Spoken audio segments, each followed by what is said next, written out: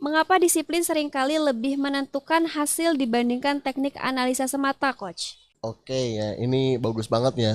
Banyak orang gini nih. Banyak orang ketika dia yakin dengan teknik tradingnya, Mm-mm. dia melanggar aturannya. Contoh kayak gini ya. Disiplin itu ketika kita punya setup nih ya. Kita Oke. punya setup nih. Contohnya jam trading deh, Mm-mm. gitu loh. Jam tradingnya. Jam trading saya adalah jam 7 sampai jam 11 siang, Oke. lalu jam 1 siang sampai jam 5 sore, Mm-mm. lalu yang terakhir jam 7 malam sampai jam 10 malam. Mm-mm. Nah, tapi di satu sisi ada satu momen yang ketika jam 11 siang muncul dan dia merasa itu ini adalah market saya nih. Oke. Rulesnya validnya di jam 11 siang. Padahal yang kita tahu yang tadi udah disebutin ya, jam 11 siang itu adalah bukan jam tradingnya saya. Ah.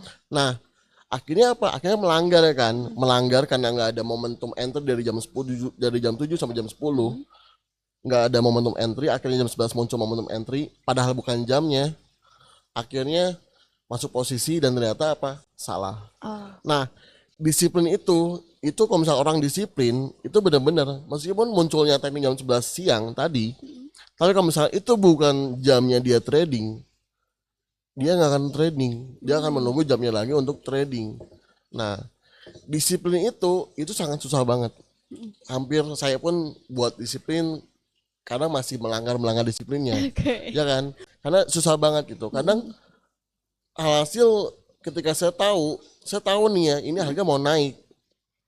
Saya tahu harga mau naik dan ketika saya punya posisi sell, harusnya kan di cut loss kan. Kalau misalkan kita disiplin sih harusnya cut loss ya pada Mm-mm. saat kita itu eh, apa namanya itu kita itu tahu itu salah, Ya. ya kan, sesuai rulesnya nih, rulesnya udah nggak tahu arahan buat exit marketnya, tapi karena kita udah merasa jago trading nih, Mm. ya kan, karena saya udah bisa merasa jago trading yang dimana oh paling marketnya naik sampai harga segini atau resisten 1 resisten 2 setelah itu mantul ke bawah lagi bertemu TP.